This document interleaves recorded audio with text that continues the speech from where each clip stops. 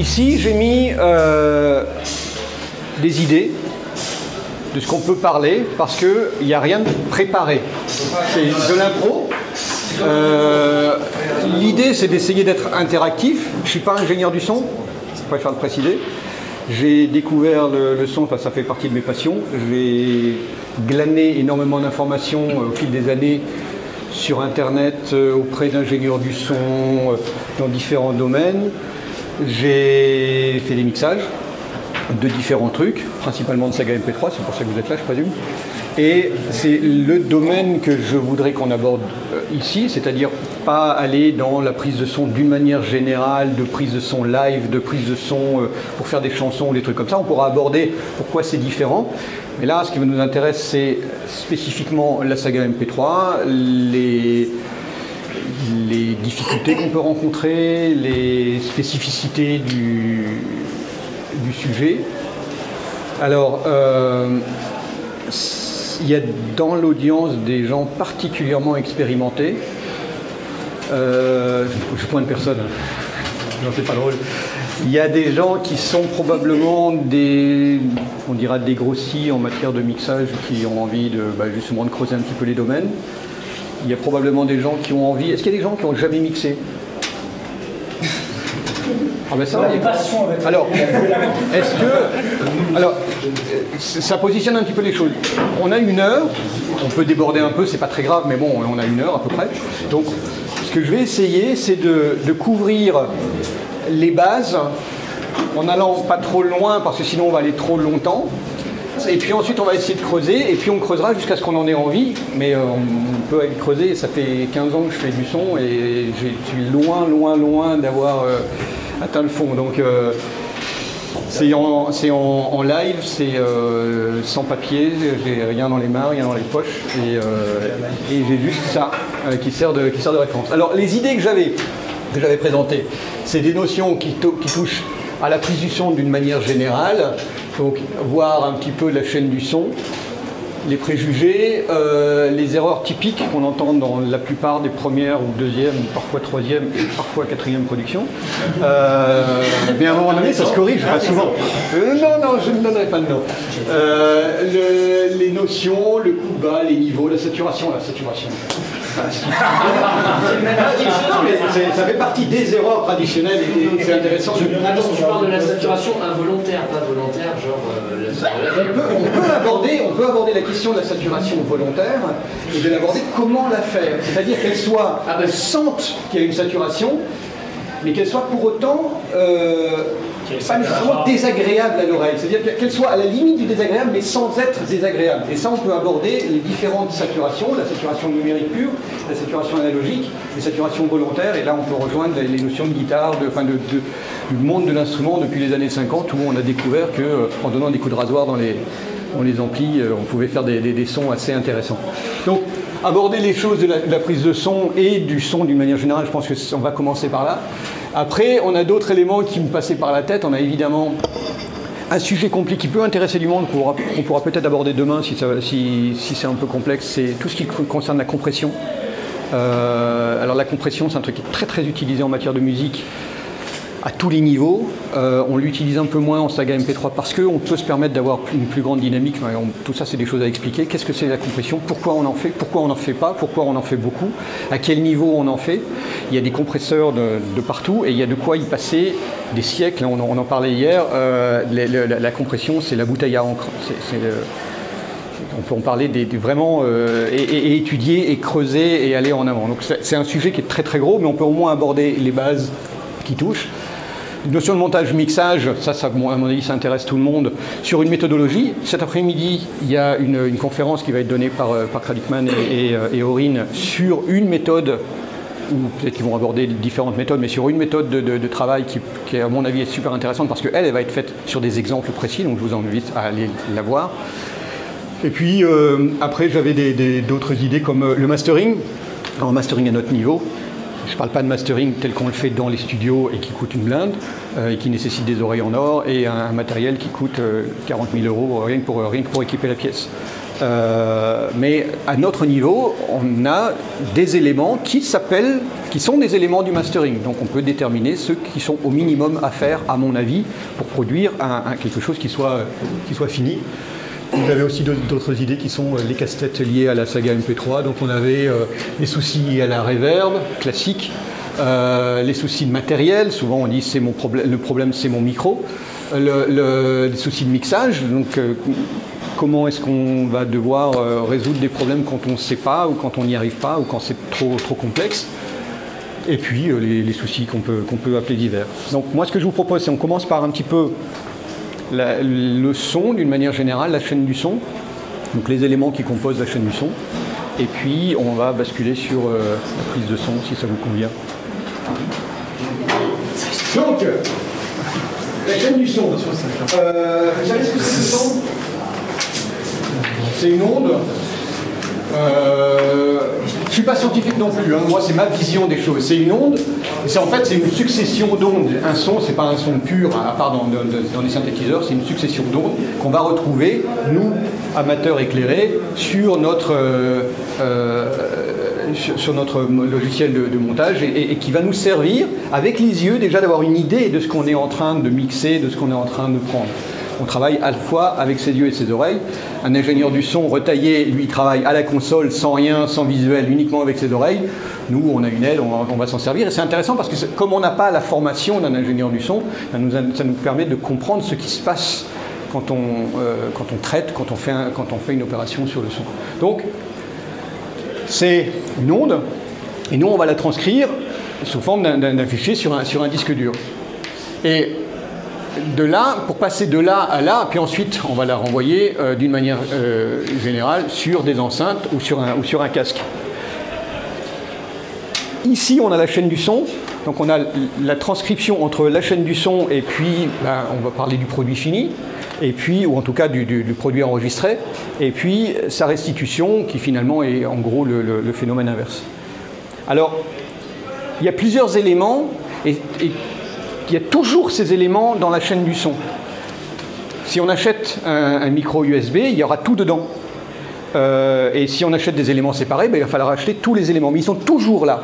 Donc au minimum, on a un micro.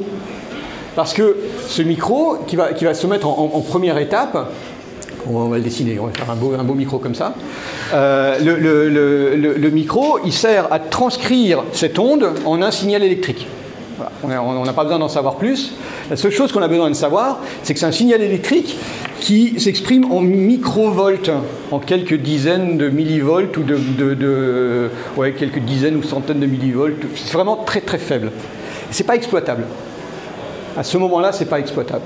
Donc la deuxième étape qu'on va avoir, et c'est un élément qui a son importance, c'est de passer par le préampli.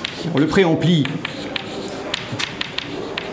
c'est ce qui va nous permettre d'amener une notion qui est vraiment importante, qui s'appelle le niveau ligne. Alors le niveau ligne, c'est notre niveau de travail. Et c'est un niveau qui est de l'ordre du volt. Il y a différents formats, et on ne va certainement pas les aborder là. Il y a des plus 4 dBU, des moins 10 dBV. C'est très très intéressant, et on peut de nouveau les creuser dans une autre vie. Mais ce qui compte, c'est qu'on a ici un niveau de ligne. Et ça, c'est un niveau avec lequel on peut travailler. On est loin encore de ce qui va sortir sur des enceintes. Sur un concert, on a combien de watts actuellement? On sort au moins du 100 volts ou du 80 volts pour le concert ce soir. On est à plusieurs dizaines de volts ou plusieurs centaines de volts. Et en fait, ces appareils sont simplement des choses qui vont augmenter la tension et qui vont la permettre de la rendre plus audible. Le préampli donc, va nous amener au niveau ligne. Et après, on va avoir l'autre élément, parce que nous, on travaille en numérique.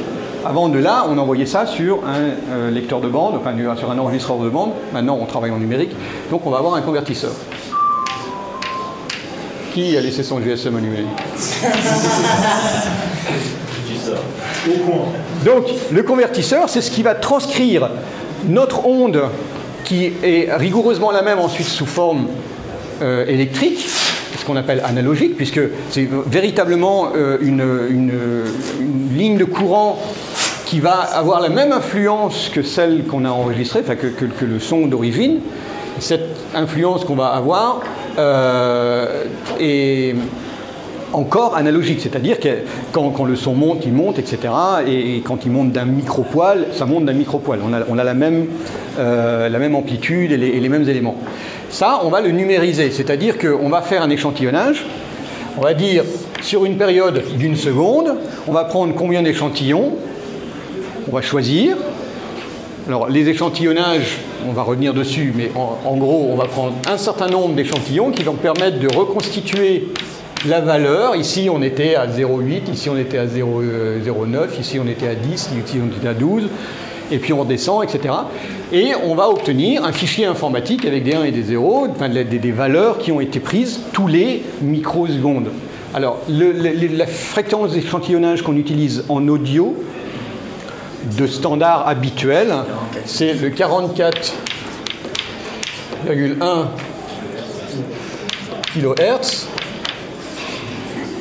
C'est le standard du CD qui a été choisi pour le CD. C'est un ancien standard de télévision qui a été choisi pour des raisons extrêmement précises. En gros, l'oreille humaine capte de 20 Hz à 20 000 Hz quand on a les oreilles en bon état.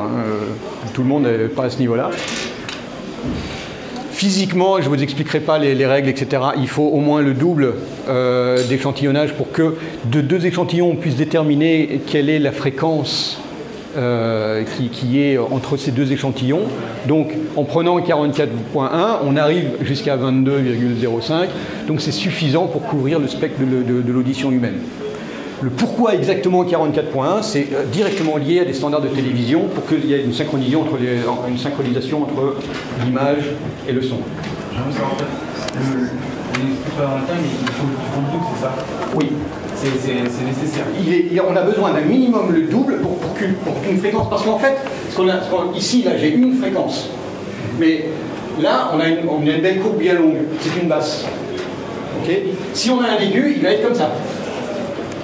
Donc on a l'onde physique qui arrive, elle est extrêmement réduite, elle est extrêmement fine. Dans la réalité, si on entend à la fois la basse et l'aigu, ce qui va se passer, c'est qu'on va avoir un truc qui monte et qui descend comme ça. Et quand vous zoomez dans votre logiciel, quand vous zoomez et que vous regardez, vous voyez ça. Donc vous voyez la basse, ou les basses, parce qu'en plus vous avez des fréquences, on a une tartine. Et il y a une formule mathématique qui permet de déterminer à partir de la courbe, en connaissant l'échantillonnage, en ayant pour base l'échantillonnage, de déterminer qu'à chaque point, ou en tout cas entre 2 points, eh bien, il y a tant de basses, il y a tant de médium, il y a tant de chacune des fréquences, elle est représentée dans les échantillons. Et plus fin, on n'a pas. Donc si on a besoin d'enregistrer pour les chauves-souris, il faudra plus, puisque la formule mathématique ne permettra pas de déterminer. Ça veut dire qu'en 44 kHz, on peut enregistrer, on peut coder du 22 000 Hz, ouais, au maximum. Tout à fait. Et si on enregistre avec une fréquence d'échantillonnage inférieure, si vous regardez sur des appareils, parfois vous avez la possibilité d'enregistrer en 32 000 Hz ou en 22 050, plus ou moins la moitié de 44.1, eh ben, il faut savoir que votre fréquence elle va être réduite. Votre champ de fréquence entre les basses et les aigus va être réduite. Si vous enregistrez en 32, et là c'est une autre approche, là on est ici sur le son lui-même, on a une autre vision qui est la vision, on va dire, spectrale, où on va avoir une représentation des basses, des médiums, et si vous avez Winamp, il y a un des formats qui permet de montrer, d'ailleurs on voit dans la plupart des vidéos cette espèce de truc avec le bar graphe, toutes les fréquences qui apparaissent, qui montent et qui descendent. C'est ce qui nous permet d'avoir entre les basses et les aigus la couverture de grosso modo 20 Hz, puisqu'en dessous on n'entend pas, et jusqu'à un maximum de 20 000 Hz, puisque c'est le seuil de l'audition et qu'on s'en fout d'aller au-dessus. Et en fait, à condition de tourner à 44. Ce que j'ai dit, c'est qu'en général, on tourne à 44. En vidéo, c'est un autre format qui a été décidé, c'est le 48. C'est de nouveau pour des raisons de synchronisation. C'est pas parce qu'on avait besoin d'aller enregistrer des trucs à 12 000 Hz, à 22 000 Hz, parce que de toute façon, on les entend pas. Et même, franchement, au-dessus de 7, je suis pas sûr que vous les entendiez. Surtout si vous écoutez Skyrock et Fun Radio. Donc non, ça se détruit, l'audition elle se détruit. Donc en gros, on va avoir la possibilité de coder avec notre 44.100 jusqu'à 20 000 Hz. On couvre l'intégralité de l'espèce humaine, à part les ovnis, donc tout va bien. Okay, on n'a pas besoin d'en savoir plus, c'est suffisant. Ouais. En fait, quand on enregistre en moins de 44 000 Hz, on ne peut pas restituer les fréquences profondes. Tout à fait. Si tu enregistres en 32 000, tu vas aller uniquement jusqu'à 16. Et tu n'iras pas plus haut. Tu n'auras pas la quand tu vas ensuite regarder avec ton... Si tu prends la représentation de spectre, tu auras tout ton bar, et ici ce sera blanc, ce sera plat. Donc, ça veut dire que... Oui. Et où après finalement l'intérêt alors quand on a décidé de sectionner 44 000, 32 000, pourquoi est-ce qu'on voit des fréquences qui montent vachement beaucoup plus haut quoi? Alors c'est une excellente question. Et je n'ai pas la réponse. Moi, franchement, j'ai discuté avec des ingénieurs du son à ce sujet-là. Il y a deux notions en matière de numérisation. Enfin, on commence à partir un peu dans tous les sens, mais c'est bien, c'est le but. La première notion, c'est notre fameuse fréquence d'échantillonnage. La deuxième notion, c'est le nombre de bits. C'est-à-dire, en fait, c'est notre échelle entre le 0, enfin entre les 0, le moins 0 et le moins l'infini, le nombre de graduations qu'on va pouvoir donner et donc la précision de cette courbe. Le standard du CD, c'est 16 bits.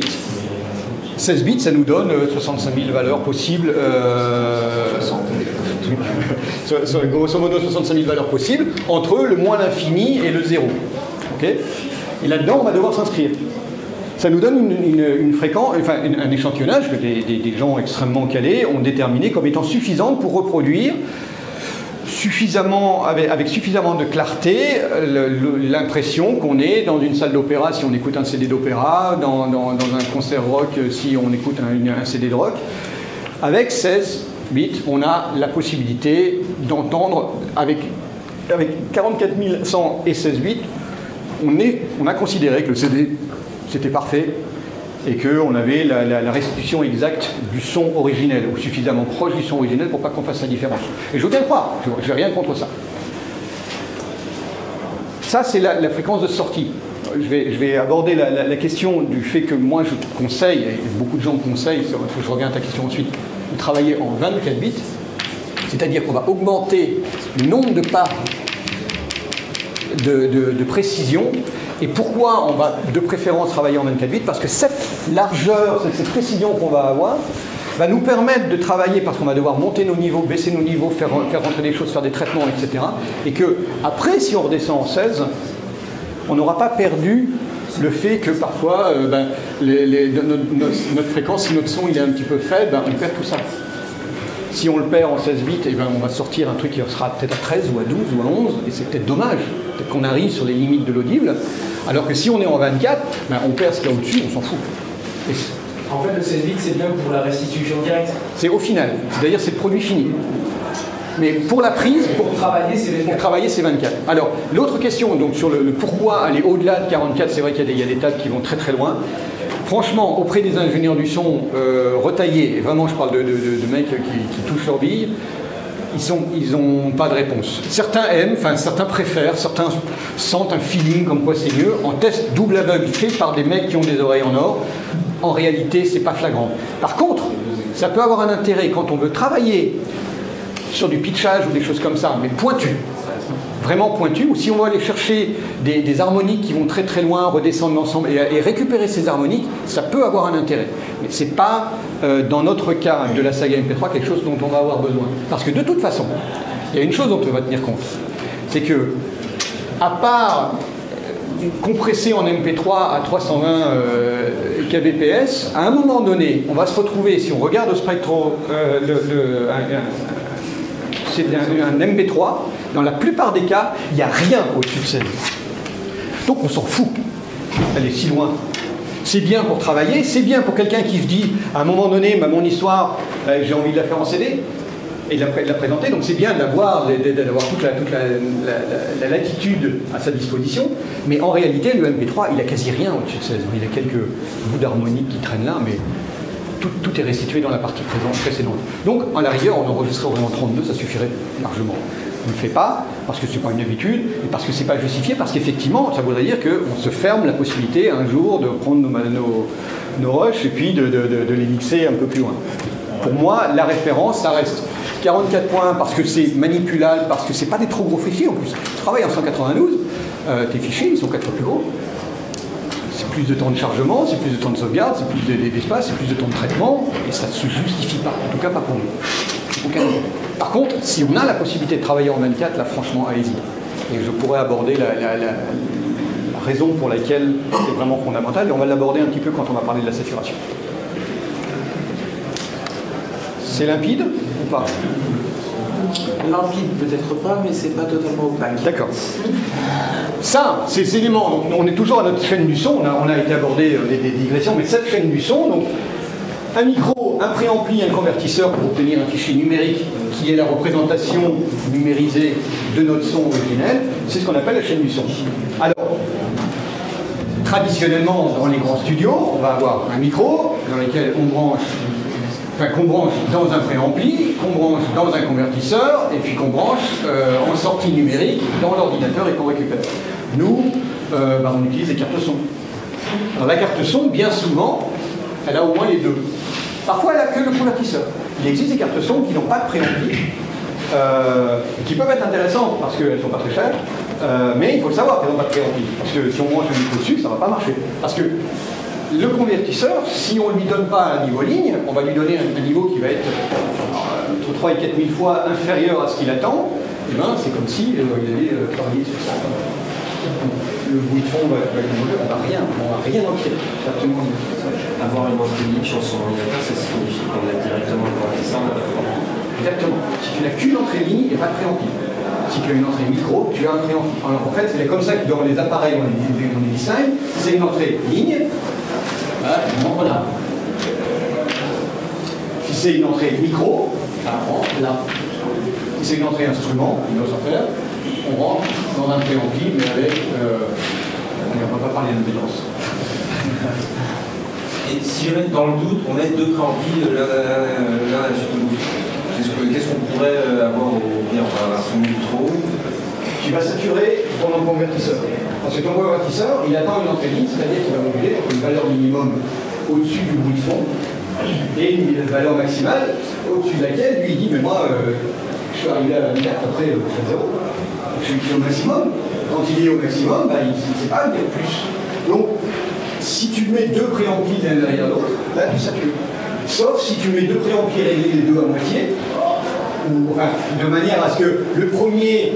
C'est pareil, le préampli, il attend un niveau il y a des composants électroniques, donc il attend un certain niveau. Si on lui donne trop, il sature l'étage d'entrée.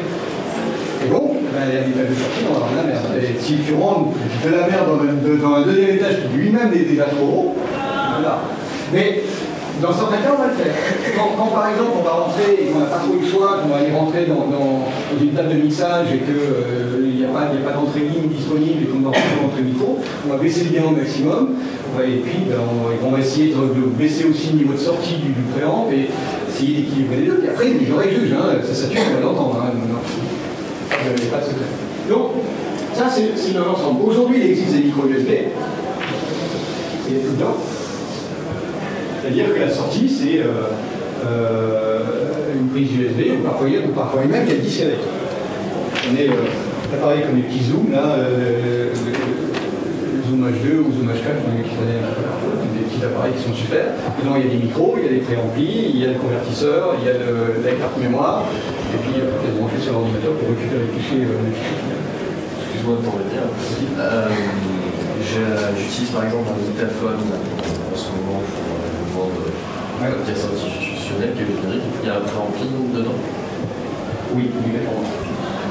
Ton dictaphone, il conserve sur une carte mémoire, sur un disque interne. Oui.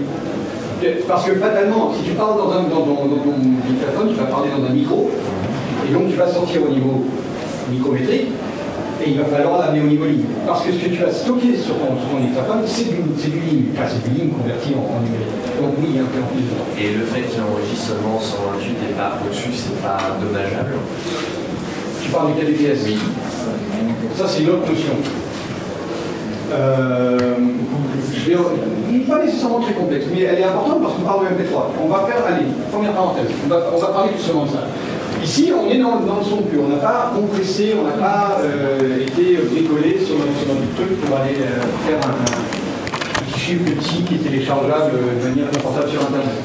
On est sur un fichier qui est gros, qui a beaucoup d'informations. Ça serait, si on pourrait dire, du web en fait en pratique. Ça, c'est ce qu'on appelle du web ou du IFF si on travaille sur Mac. C'est le format PCM. Le PCM, c'est un format non compressé, donc ça veut dire à ce moment-là, on avait cette valeur, à ce moment-là, on avait cette valeur, etc. Et on a juste la liste de toutes les valeurs qui étaient au fil du temps. Il n'y a aucune compression, il n'y a aucune triche. Le format MP3 va jouer sur plusieurs éléments, c'est-à-dire qu'il va essayer de réduire tout ça en disant de l'ensemble de ces fréquences, il y en a qui sont plus importantes que d'autres, donc certaines n'ont pas d'importance. Si je la supprime, je gagne de la place, donc je vais gagner de la place. Parfois, je vais augmenter artificiellement celle-là, parce que si j'augmente celle-là et celle-là, celle du milieu, je peux la virer, ça, par des effets de masquage, on arrive à gagner. Donc c'est tous les algorithmes qui ont été développés par Fraunhofer et qui permettent de compresser. À partir du moment où on parle de MP3, on ne parle plus véritablement, même si derrière il y en a, on ne parle plus véritablement d'échantillonnage, etc. Ça sert à la source pour créer le MP3. Et ce qui compte, c'est la sortie. Et la sortie, on va parler en kbps, puisque c'est un format informatique. Donc c'est le nombre de bits par seconde, c'est le nombre de milliers de bits par seconde qui sont diffusés et qui vont être reconstitués par le programme en une série de fréquences et renvoyées vers les haut-parleurs, vers le casque. Donc,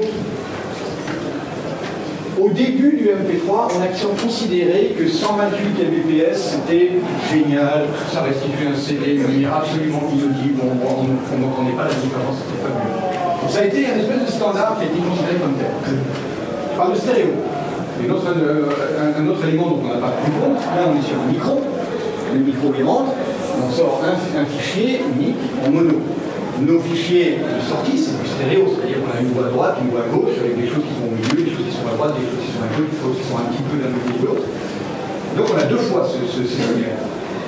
Si aujourd'hui on considère maintenant avec le recul que 128 c'est pas assez pour véritablement donner l'ampleur, la compression et les effets de masquage pour arriver à atteindre 128 en stéréo sont trop lourds.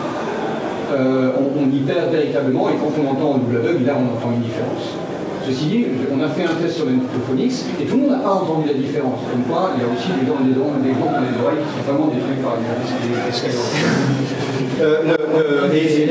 moi-même, j'ai du mal à l'entendre. Je n'entends pas la différence. Franchement, c'est trop vieux pour ça. À 124, tu n'entends pas stéréo ? Pas toujours, ça dépend de la source. Ça dépend de la source. Et puis ça dépend de ce qui a fait, du logiciel qui a servi à faire la compression. Dans certains cas, certaines compressions sont belles, et si le son était adapté, ça s'entend vraiment pas. Il y a des choses qui peuvent être propres. C'est pour ça que, quand ils ont décidé de prendre 128, c'était pas par hasard. Ça semblait propre dans la plupart des cas, ou peut-être dans les quelques échantillons qu'ils ont essayé. Sinon, ils ont mis plus. Il n'y avait pas d'obligation de s'arrêter à 128. Après, ça dépend, parce que si c'est de la musique, on l'entend vraiment facilement. Encore une fois, ça dépend de quelle musique. Ça dépend de quelle musique, ça dépend des taux de compression, mais là, de compression musicale, ça dépend de beaucoup d'autres éléments. Ça peut s'entendre, ça peut ne pas s'entendre, ça dépend des individus. Mais aujourd'hui, on dit que 128, c'est pas assez en stéréo. 160 minimum, 192, c'est bien. Après, c'est un peu superflu. C'est à peu près la règle. Dans 5 ans, on dira peut-être autre chose. Peut-être que dans 5 ans, les débits d'informatique sont tels que parfois, est-ce qu'on va se casser les pièces sur du web droit, sortir du web directement. Et on n'y est pas encore. Donc on commence à l'aborder. On commence à avoir des gens qui disent attendez, pour faire un truc de 80 kg, c'est pas un problème.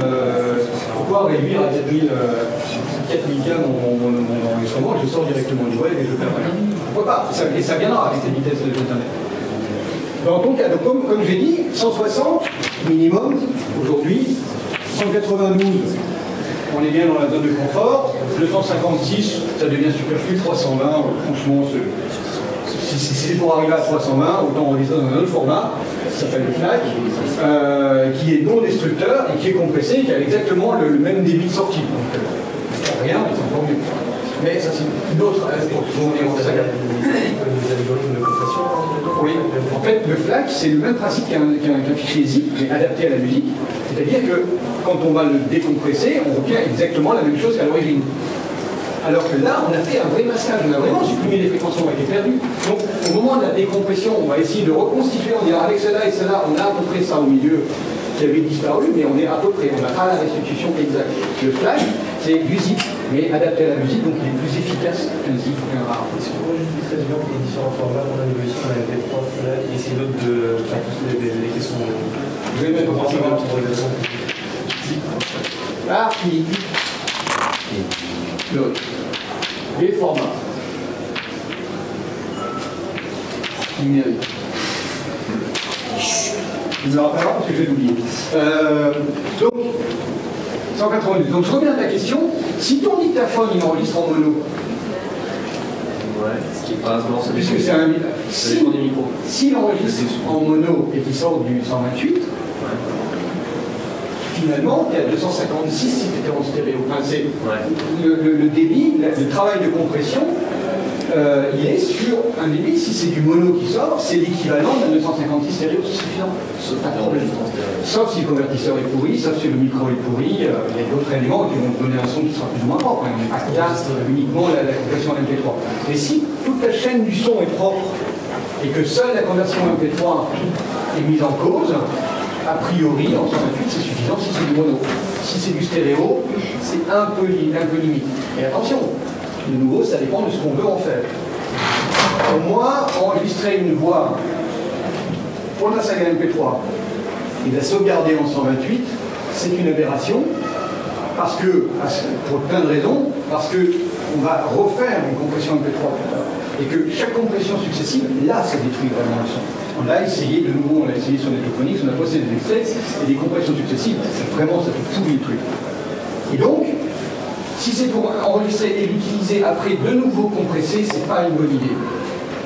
Si c'est compressé en 320, ça va, on n'est pas dans des normes absolument drastiques, mais ça ne se justifie pas. On travaille sur un ordinateur, on a des disques durs qui sont absolument gigantesques aujourd'hui, on n'a pas de justification de le faire. Maintenant, si c'est le seul moyen qu'on a fait dans le test du défi minimaliste, où l'idée c'était d'enregistrer avec les moyens du bord, moi j'ai fait l'exercice avec mon lecteur de MP3 qui a une fonction d'enregistrement et qui enregistre en MP3. J'ai poussé la qualité au maximum, j'ai fait mon enregistrement et objectivement, et j'espère que vous ne me contredirez pas, objectivement le son était propre. Donc on peut aller, mais on était dans un cadre relativement minimaliste. Et on va revenir sur les notions c'est pas lié à des erreurs. La scène que je mixais était dans un environnement relativement bruyant, ça se passait dans un bus, puis après dans une gare. Donc j'avais pu cacher une partie des défauts que j'avais dans mon enregistrement par l'ambiance que j'avais rajoutée. Et ça, c'était volontaire. Si j'avais uniquement la voix pure qui doit apparaître, c'est plus délicat.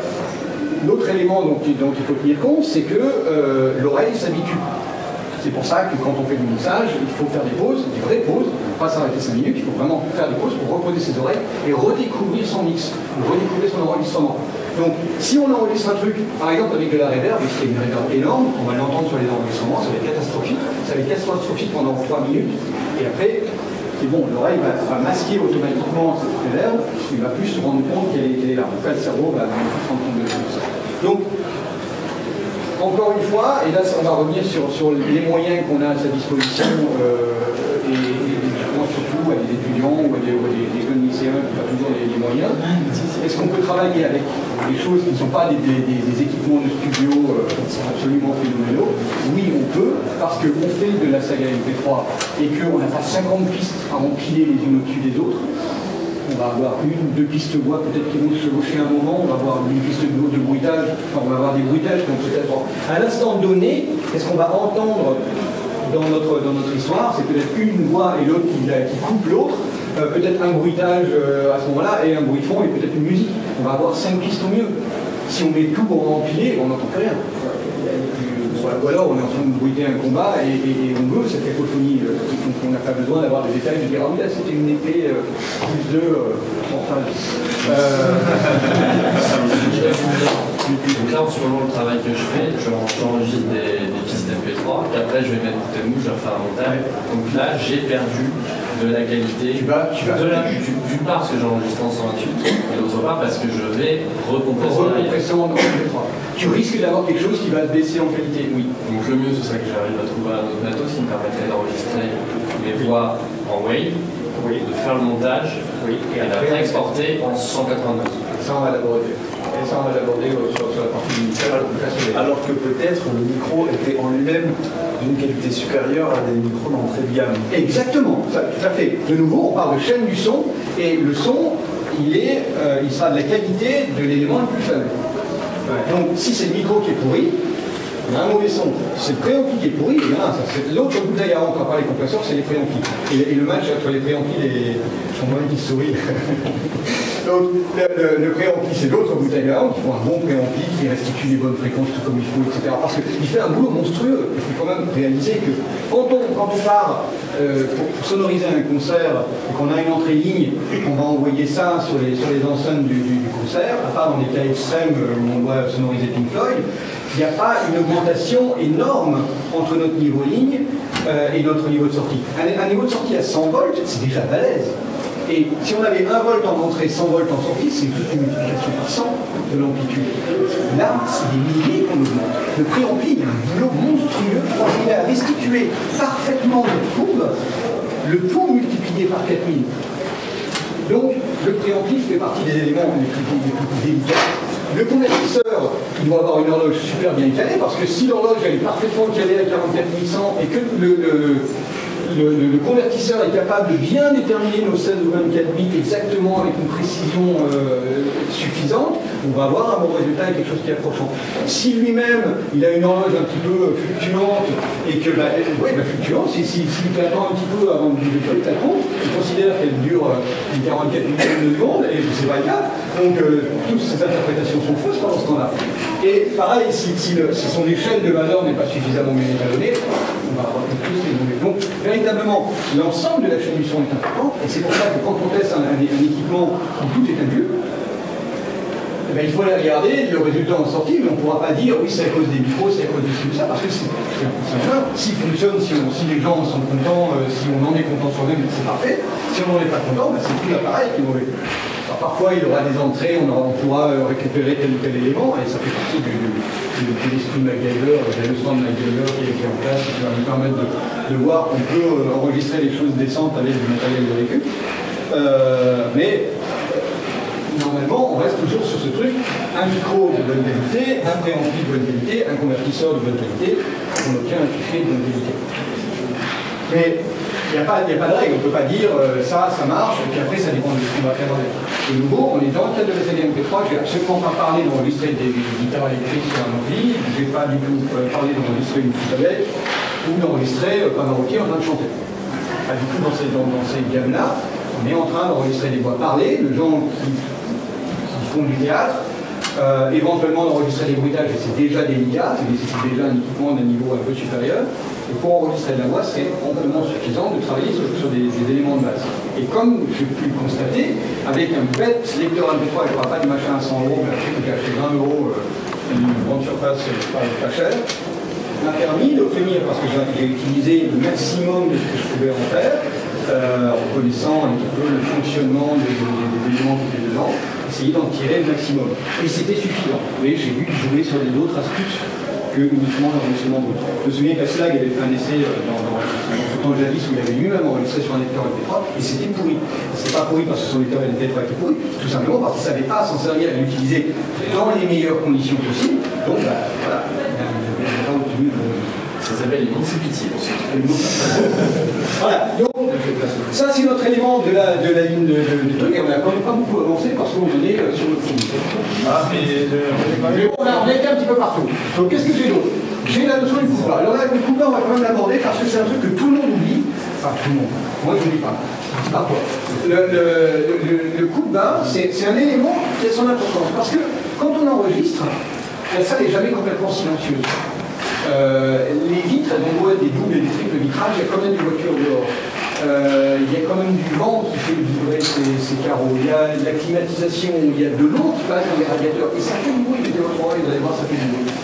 Il y a parfois le PC, parce que le PC est dans la même salle qu'il y a un ventilateur, tout ça, ça donne un bruit de fond. Et ce bruit de fond va être aussi enregistré avec notre voix. Alors si notre voix passe bien au-dessus et bien large, on va pouvoir enregistrer sans aucun problème, puisque ce bruit de fond sera relativement inaudible, suffisamment inaudible pour pas qu'on pose problème. Mais s'il n'est pas, s'il est trop proche, finalement, on va commencer à l'entendre. Souvent, dans ces bruits de fond, on a toute une partie, c'est des basses fréquences qui apparaissent et qui sont là et lourdes.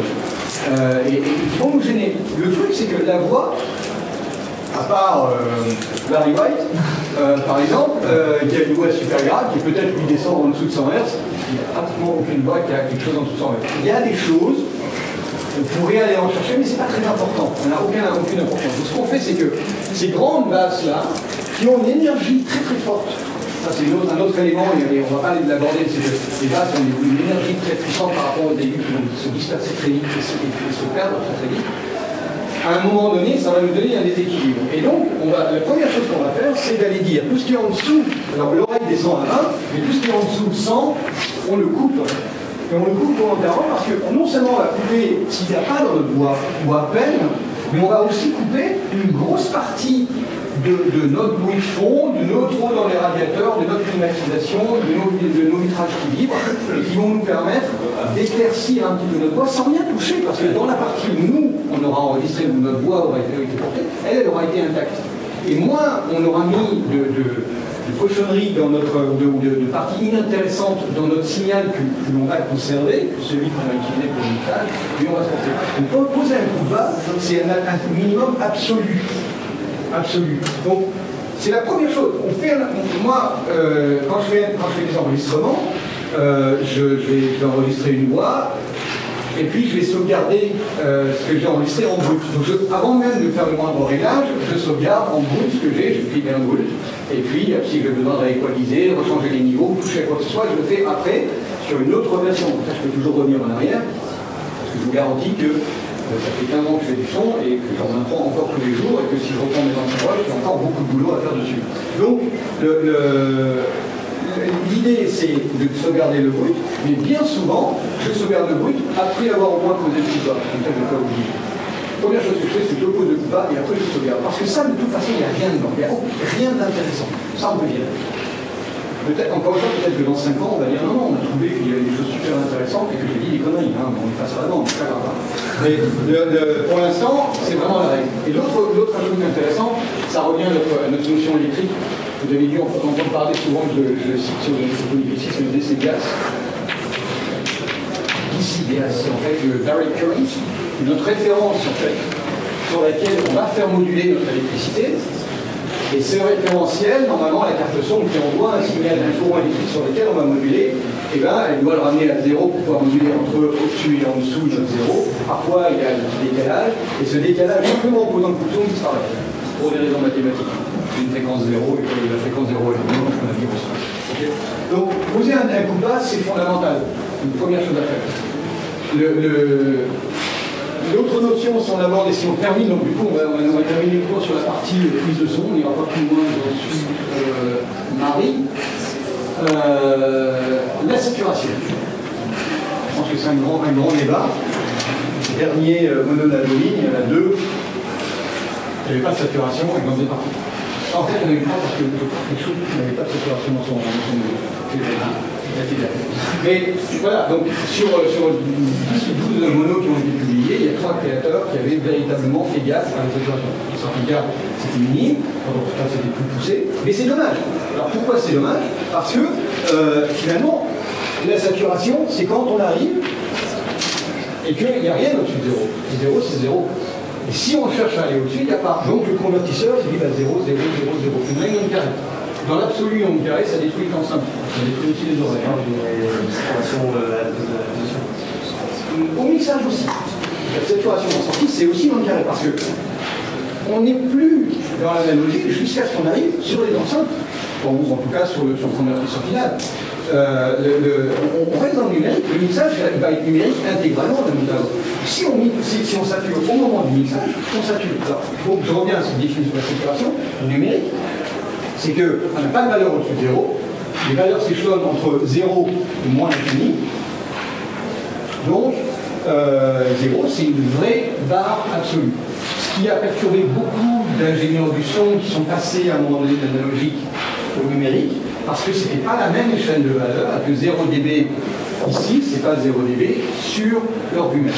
Et ça, c'est une des choses que j'ai expliquées, je ne vais pas le revenir dessus parce que on n'a pas le temps, mais que j'ai expliqué sur un des topics initiaux, où on a déjà abordé le fait que la saturation entre la partie analogique et la partie numérique peut être à des niveaux différents. Et ça, c'est l'autre élément qui me fait amener à pousser les gens à travailler en mécanique, c'est que, on va le faire rapidement. Tant qu'on est dans cette partie préamplie, on est en analogique, tant qu'on n'est pas passé au convertisseur, et les réglages sont, entre guillemets, à l'ancienne, c'est-à-dire qu'on est sur une quantité d'électricité.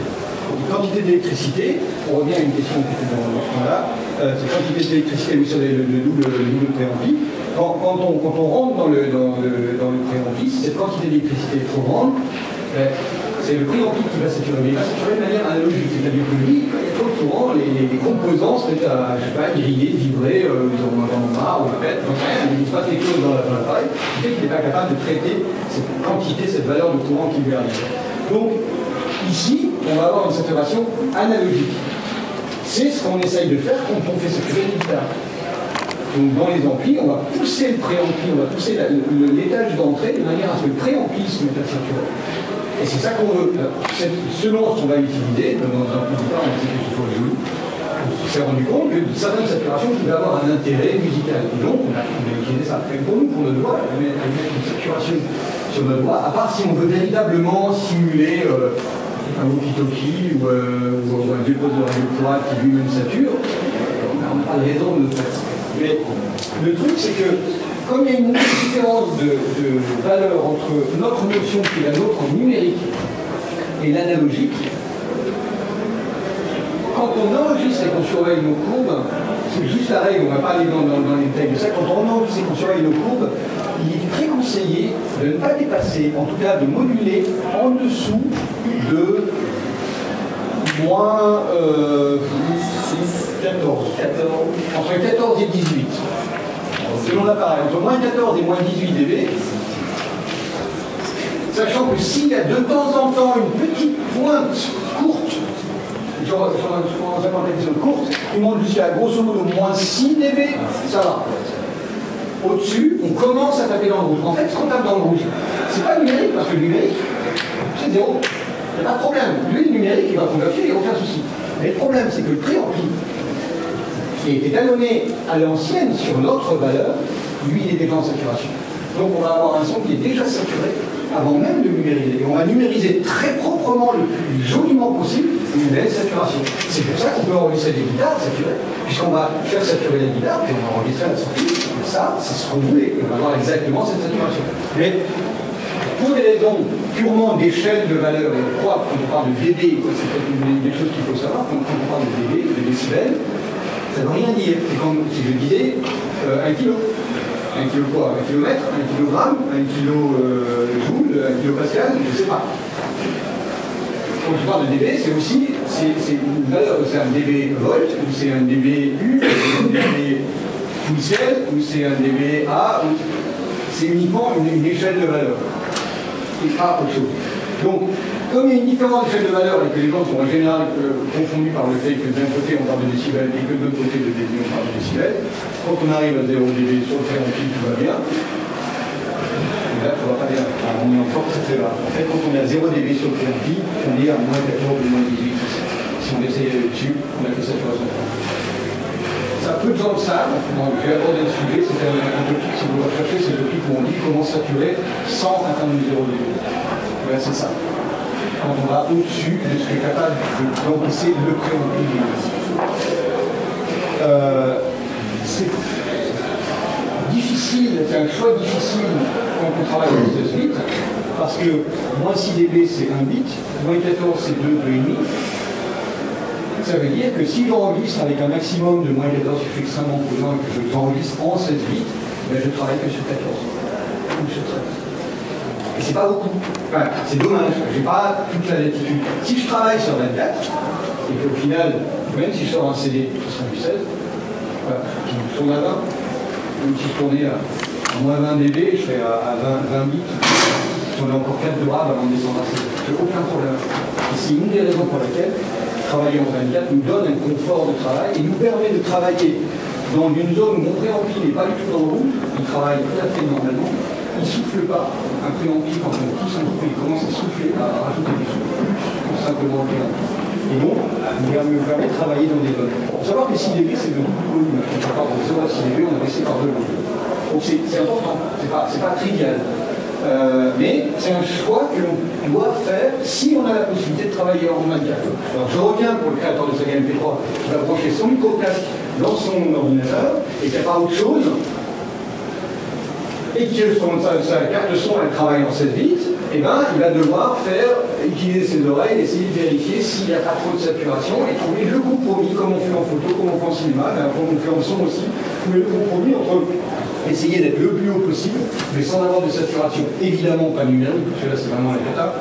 Si vous tapez dans le numérique et sortez des ondes carrées à l'enregistrement, vous allez vraiment louper un truc. Ce qui est typique, quand on a fait son enregistrement, on nous voit parler, et d'un seul coup on se met à hurler parce qu'on est en plein combat, et là ça sature, on a une belle onde carrée.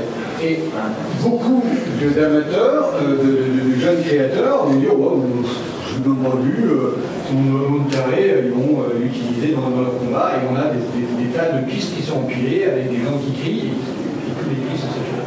L'autre truc qui est important, c'est que si après je baisse le volume, mon onde a été carré, je baisse le volume, j'ai une belle onde carrée plus bas. Elle est juste moins forte, j'ai quand même une onde carrée. Il ne va pas réinventer ce qui m'a manqué, ça existe pas.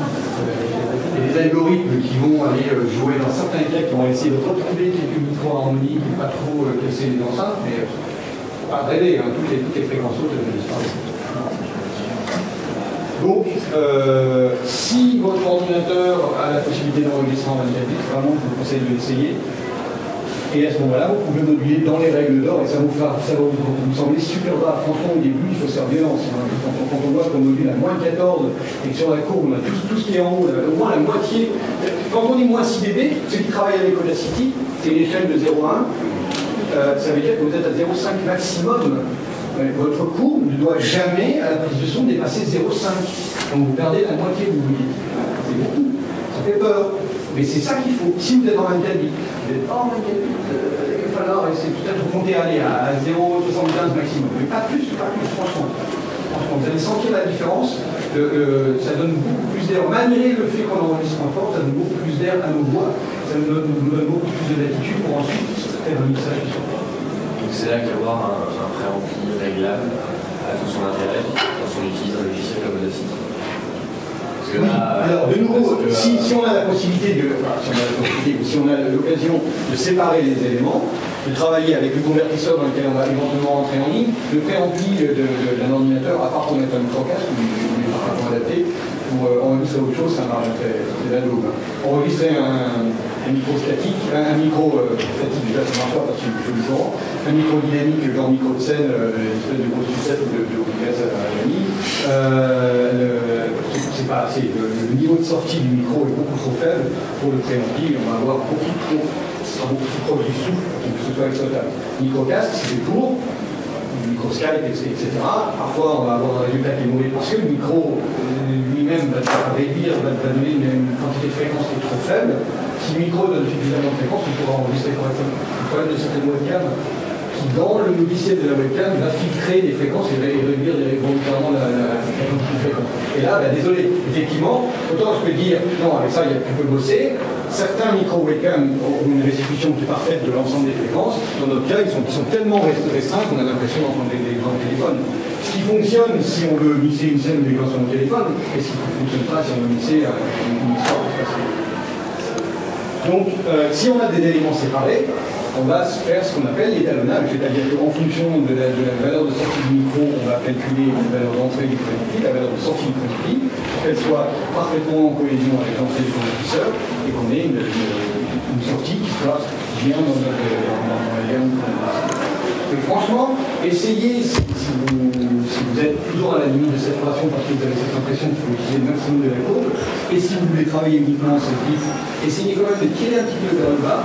Vous verrez qu'au moment où il faudra quand même remonter ce volume au moment de l'apprentissage, peut-être pas d'ailleurs, puisqu'en réalité, on n'a pas besoin de tout le temps taper le 0 décibels, les voix et les simulations comme ça, les gens se parlent sur le compte, les voltages vont s'empiler, qui vont nous donner un élément qui lui-même doit dépasser le décibels. C'est ce fameux empilage dont je parlais. On a potentiellement une saturation au niveau de la prise de son, et au moment du mixage, on va avoir notre voix, puis peut-être une personne qui répond au même moment, et c'est à l'instant T, plus un bruitage de porte, plus il est en train de marcher, un bruitage de pas, plus le bruitage d'ambiance, plus, vous voyez, on est dans la saturation parce qu'on est au-dessus du papier. Donc en fait, on n'avait rien qui saturait individuellement, mais on a empilé. Et donc là, on sature. Et c'est ça aussi qui est intéressant, c'est de voir est-ce que la saturation elle est à la prise, donc on s'est bourré comme là, ou est-ce qu'elle est au mixage, on a tout simplement pas surveillé nos lumières, il faut mixer le tout plus bas, ou utiliser les compresseurs.